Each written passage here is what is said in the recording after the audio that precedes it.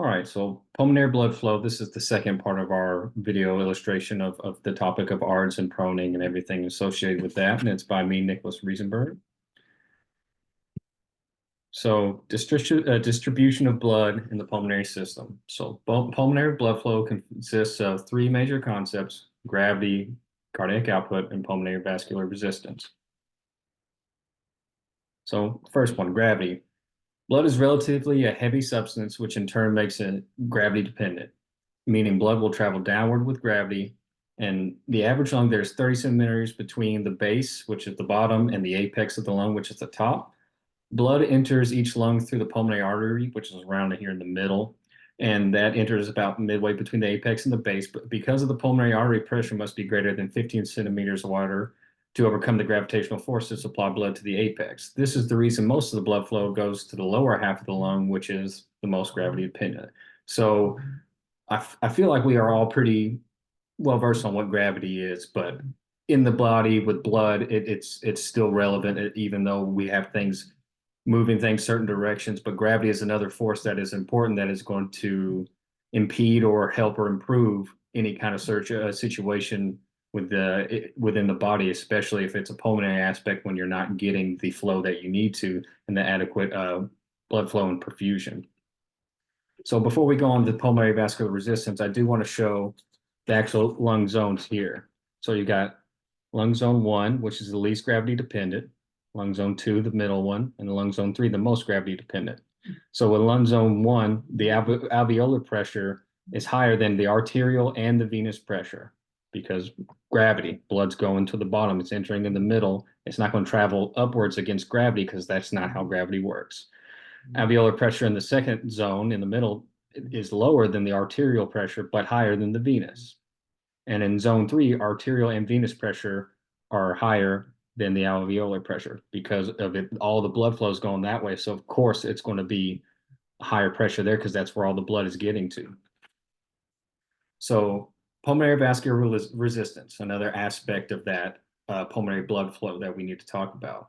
It's defined as pressure loss per unit of blood flow from the pulmonary to the artery to the left ventricle. The resistance in the pulmonary vascular bed against which the right ventricle must eject blood.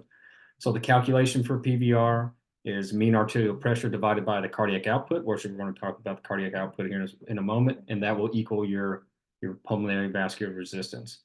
When the vascular resistance increases, the blood pressure increases, which in turn increases the ventricular afterload. Blood pressure is used to reflect pulmonary resistance due to this relationship. So it says with vascular resistance increases, the blood pressure increases. So the more pressure, the more resistance that you're meeting in that vasculature, the more pressure is going to build up, which I'm going to go into that a little bit more later on with some other things talking about Poseli's law. But if it increases, it's going to increase. That's the main thing to know with that right there.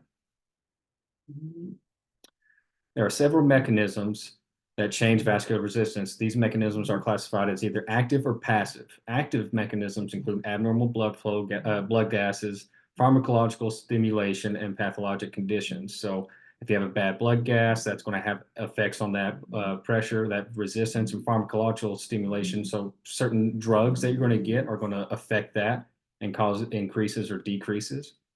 And then pathological conditions. So like we're talking about ARDS a little bit, it's going to influence those factors as well. And then passive mechanisms are secondary in change to pulmonary resistance that occur in response to another mechanical change. So normal values for PVR is less than 2.5 millimeters of mercury or 200 dynes. So now we're going to talk about Poseli's law. I love Poseli's law. It sounds a lot harder than it actually is. So Poseli's law states that the flow depends on the length and radius of the tube, pressure gradient, and viscosity of the fluid. So there are the equations for flow and for the equations for pressure. So V is going to stand for flow.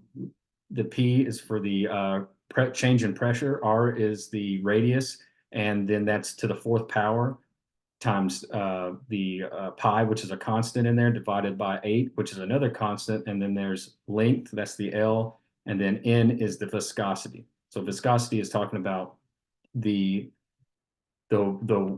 the liquid that is in there, how thick is it, how thick or thin it is. So like if you think about water, water is fairly thin. It's a thin substance. Blood's going to be thicker probably. Or even if you want to say oil, oil's a lot thicker.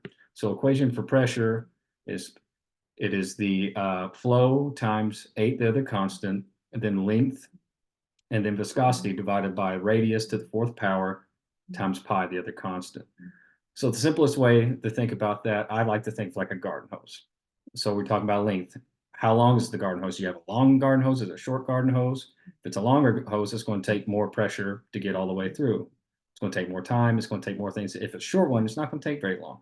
Radius of it. So is it a big garden hose? Is it just a thin one? Depending on that, that's going to increase pressure or not. Pressure gradient, that's going to be kind of that's what's coming from the length and the radius of that tube. If you've got a large tube that goes very far and just a little bit of blood flow or water or the viscosity of the fluid is thin, it's not going to have a whole lot of resistance. It's not going to go very hard or fast. There's not going to be a lot of pressure. But if you tighten that tube, if you turn that water hose all the way up and it's a small tube and it's a short length, that's going to be a lot of pressure within that hose. But if you lengthen that hose, make the radius longer or wider, it's going to take a lot of pressure off. So I find that a little bit easier to think about in those terms instead of just all the definition and the equation. Not that the equations aren't important, but if you can understand that concept, it'll go a long way for you. So cardiac output. Cardiac output is defined as total volume of blood discharged from the ventricles per minute. Cardiac output is equal to the stroke volume times the heart. So stroke volume times heart rate equals cardiac output. Stroke volume is determined by 3 factors: ventricular preload, ventricular afterload, and myocardial contractility. So cardiac output, continue for more cardiac output. We're going to talk about the preload, afterload, and myocardial contractility. Preload refers to the degree the myocardial fiber is stretched prior to contraction. And then the ventricular afterload is the force against the ventricles of which they must work through to pump the blood, and myocardial contractility is force generated by the myocardium when the ventricular fibers shorten. So with those things, you in the summary, how much blood can be pumped is going to be on that cardiac output, but all those things go together. So first off, with the lung zones, the most gravity dependent in the bottom is what's going to get the most blood flow.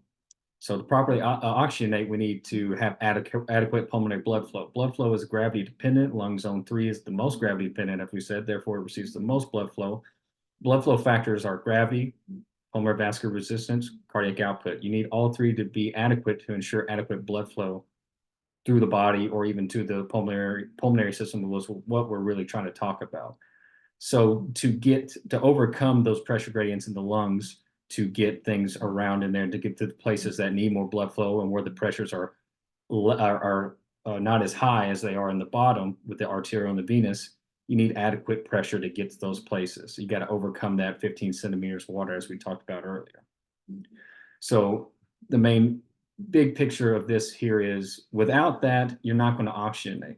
Without the proper blood flow of those factors, those three key factors, and then the cardiac output, those 3 factors of the preload, afterload, and the contractility, you're not going to have adequate blood flow to the regions that you need to in your body, or what we're really focusing on, to the pulmonary system, to your lungs. They're not, and if you're not getting blood flow to the lungs, you're not going to have oxygenation happening because they're not going to be having that gas exchange with the capillaries and getting CO2 and picking up oxygen. That's just not going to happen if you don't have blood flow. So that's the main aspect of this point of the presentation.